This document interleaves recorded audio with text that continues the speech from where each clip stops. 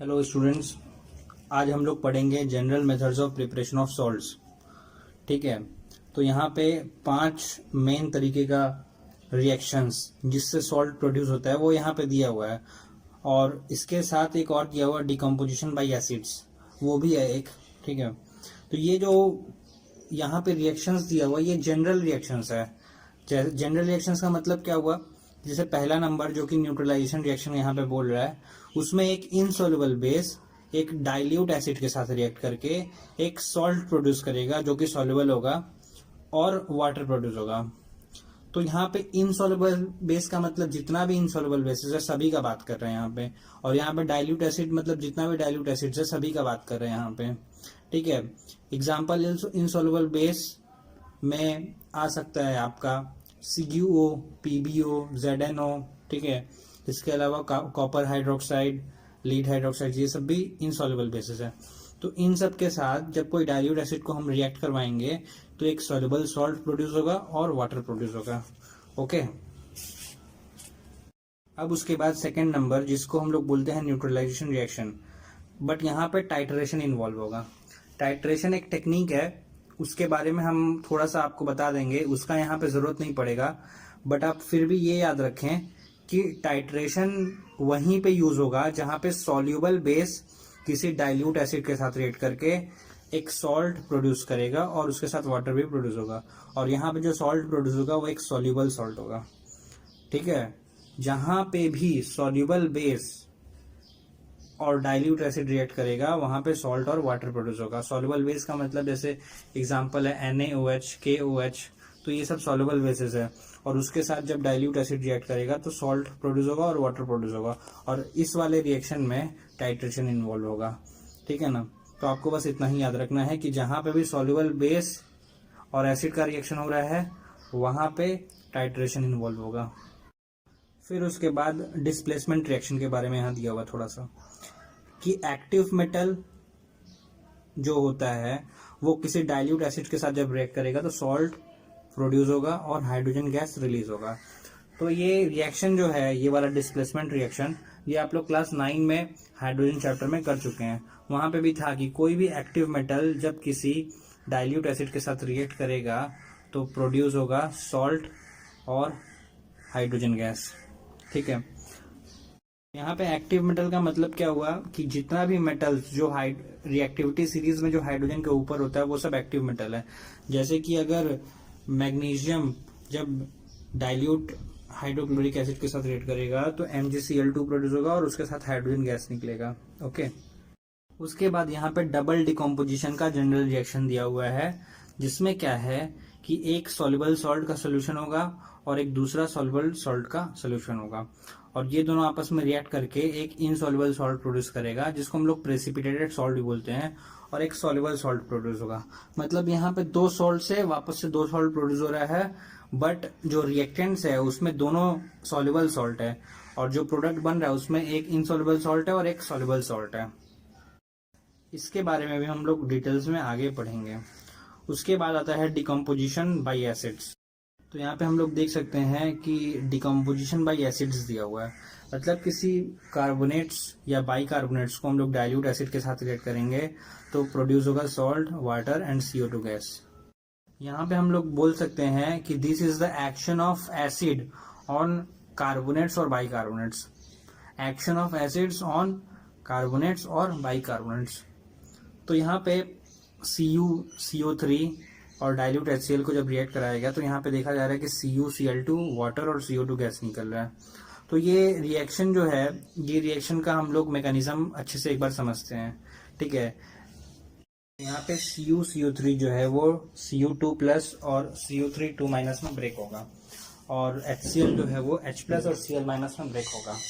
तो Cu2 plus जो है वो Cl माइनस के साथ कंबाइन करेगा। ठीक है, और Cl माइनस के साथ कंबाइन करके फॉर्म करेगा CuCl2। अगर आप लोग को उसका वैलेंसीज याद होगा, वैलेंसीज यहाँ पे वैसे भी लिखा हुआ है, तो जो क्रिस क्रॉस मेथड है जिससे क्लास 9 में आप लोगों को सिखाया गया था फॉर्मूला बनाने के लिए कंपाउंड्स का, ठीक है, वैसे CuCl2 होगा, और यहाँ पे CO3 2 जो है उससे वो 2 पार्ट में ब्रेक होगा, CO2 और O2 माइनस।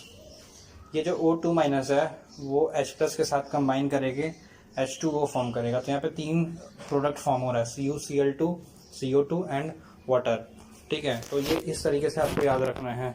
अगर ये तरीका आपको याद रहेगा तो रिएक्शन को फिर याद नहीं करना पड़ेगा, इजीली वो याद रहेगा। ऐसे बना करके फिर उसके बाद एक तरफ रिएक्टेंट एक तरफ प्रोडक्ट और फिर उसको बैलेंस कर देंगे। ओके, इसके बाद यहाँ पे क्लोराइड्स और नाइट्रेट्स को अगर हम लोग कॉन्सेंट्रेटेड एसिड के साथ जब रिएक्ट करेंगे तो सॉल्ट प्रोड्यूस होगा और एक एसिड प्रोड्यूस होगा। जैसे यहाँ पे एग्जांपल्स दिया हुआ है NaCl प्लस H2SO4 कंसेंट्रेटेड, तो फॉर्म हो रहा है NaHSO4 प्लस HCl, और यहाँ पे रिएक्शन जो है वो 200 से कम होना चाहिए। तो जैसे पिछले रिएक्शंस में रिएक्शंस को ब्रेक करके उसका मैकेनिज्म को बताए थे, यहाँ पे भी हम लोग देख सकते हैं उस तरीके से। तो यहाँ पे NaCl जो है वो Na प्लस और Cl माइनस में ब्रेक होगा, और H2SO4 जो है वो H प्लस और HSO4 माइनस में ब्रेक होगा। Na प्लस और HSO4 माइनस कंबाइन होकर के NaHSO4 फॉर्म करेगा, सोडियम बाइसल्फेट, और H प्लस और Cl माइनस कंबाइन करके फॉर्म करेगा हाइड्रोक्लोरिक एसिड। और उसके बाद यहाँ पे एक और रिएक्शन दिया हुआ है NaNO3 प्लस H2SO4, तो यहाँ पे भी उसी तरीके से ब्रेक होगा। इसको ब्रेक करके और नहीं दिखा रहे, आप लोगों को समझ में आ रहा होगा अब। ठीक है, वापस से हम लोग आते हैं नंबर 1 में, न्यूट्रलाइजेशन रिएक्शन, जहाँ पे एक इनसॉल्युबल बेस और एसिड डाइल्यूट एसिड रिएक्ट करके सॉल्ट और वाटर प्रोड्यूस करेगा।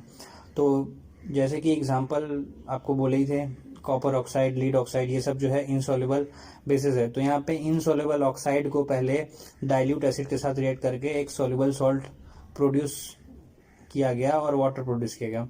ठीक है, तो यहाँ पे जैसे CuO plus H2SO4, CuSO4 plus water बन रहा है, तो CuO जो है वो Cu2 प्लस और O2 माइनस में ब्रेक होगा, और H2SO4 जो है वो H2 प्लस H2 प्लस और SO4 2 माइनस में ब्रेक होगा।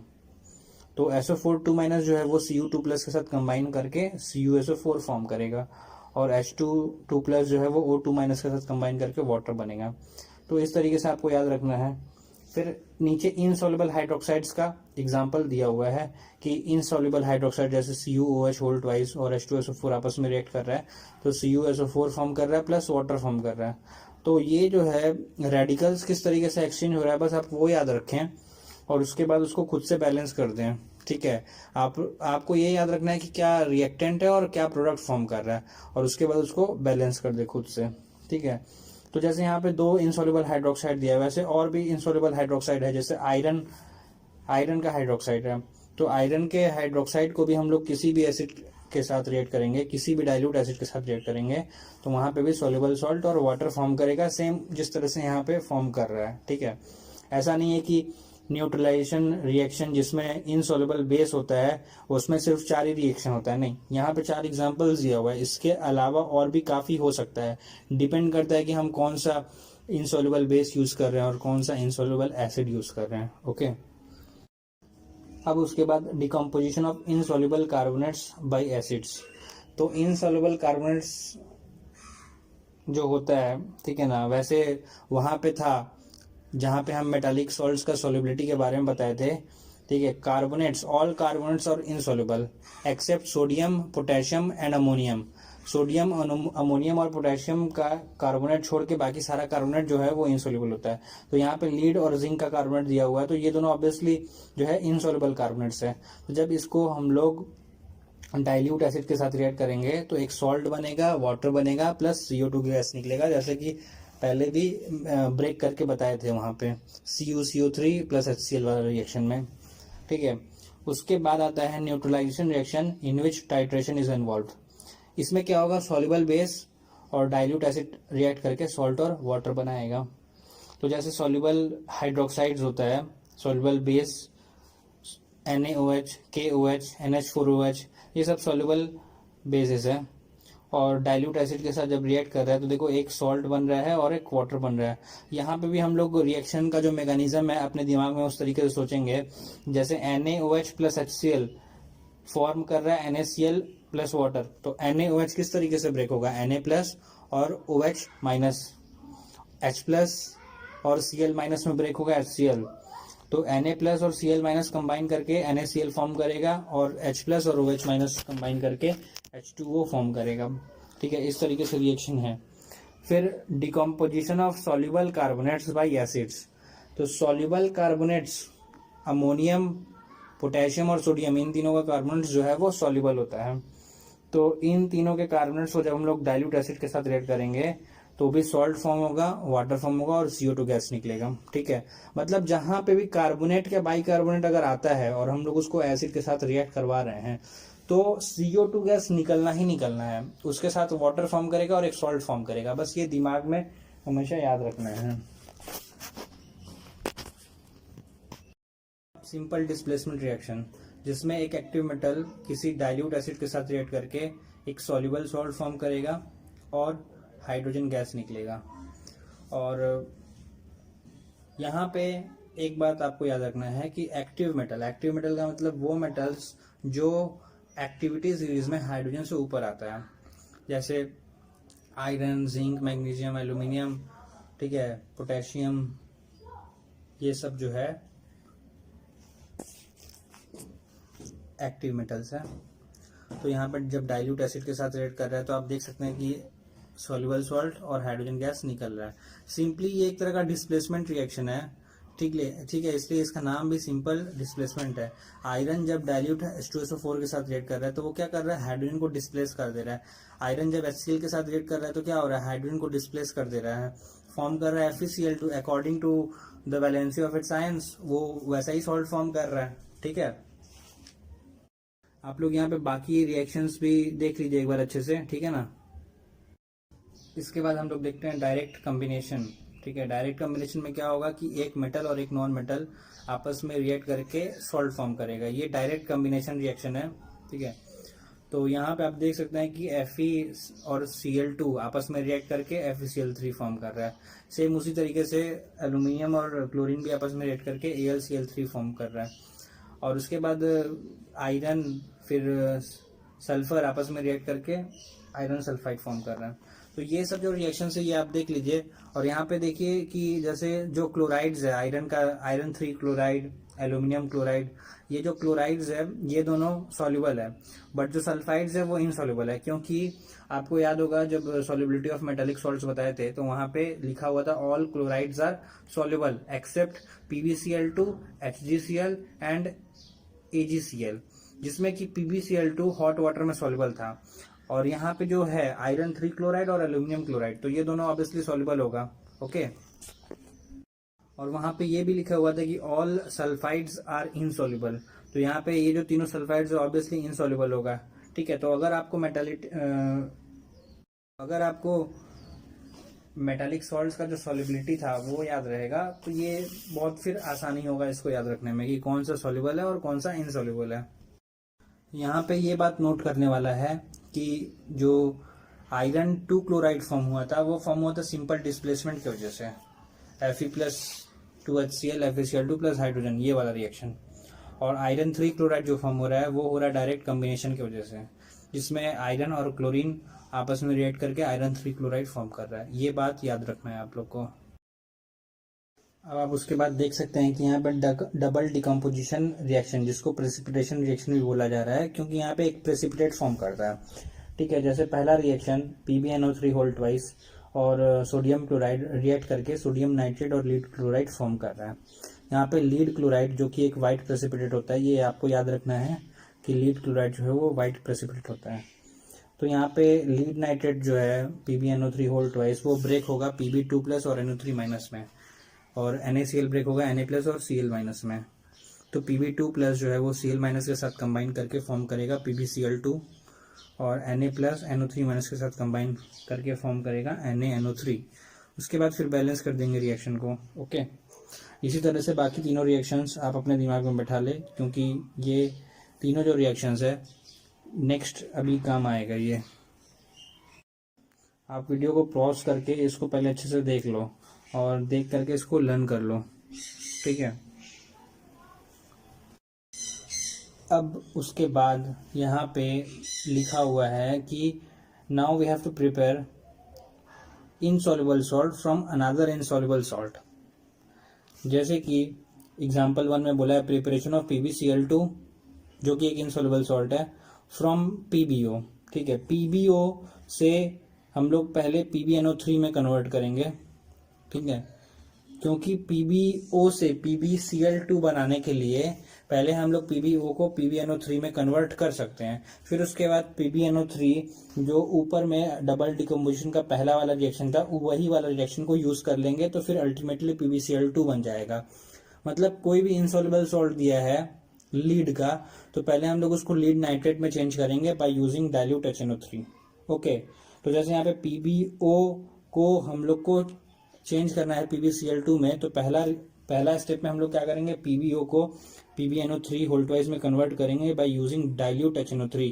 तो यहाँ पे रिएक्शन भी दिया हुआ है PbO प्लस 2HNO3 जो कि बन रहा है PbNO3 whole twice plus water. अब ये जो PbNO3 यहाँ पे बन रहा है उसको हम लोग रिएक्ट करवाएंगे सोडियम क्लोराइड के साथ, जो डबल डिकम्पोजिशन का जो पहला वाला रिएक्शन है वही रिएक्शन यहाँ पे वापस से दे दिया, तो अल्टीमेटली क्या फॉर्म करेगा PbCl2।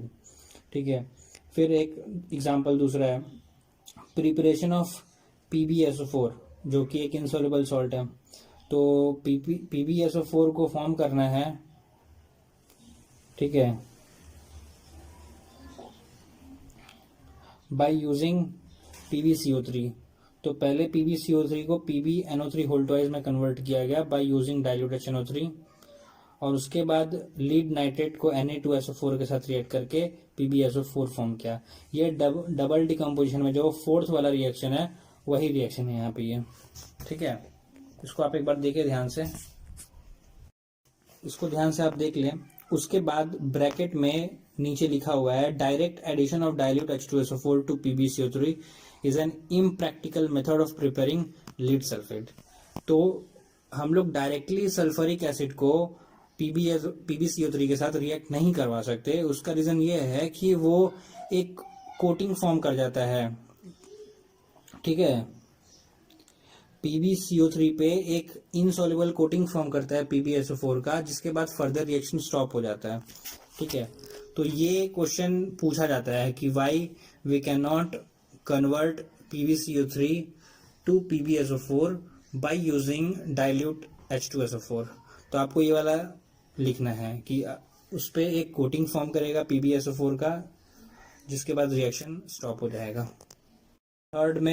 थर्ड एग्जांपल दिया हुआ है preparation of PbCl2 from PbCO3। तो पहले PbCO3 को यहाँ पे लीड नाइट्रेट में कन्वर्ट किया गया बाय यूजिंग डाइल्यूट HNO3। फिर उसके बाद लीड नाइट्रेट का जो सबसे ऊपर वाला रिएक्शन है डबल डिकम्पोजिशन का, लीड नाइट्रेट को जिसमें सोडियम क्लोराइड के साथ रिएक्ट करा जाता है वही वाला रिएक्शन वापस यहाँ पे यूज हुआ है। ओके।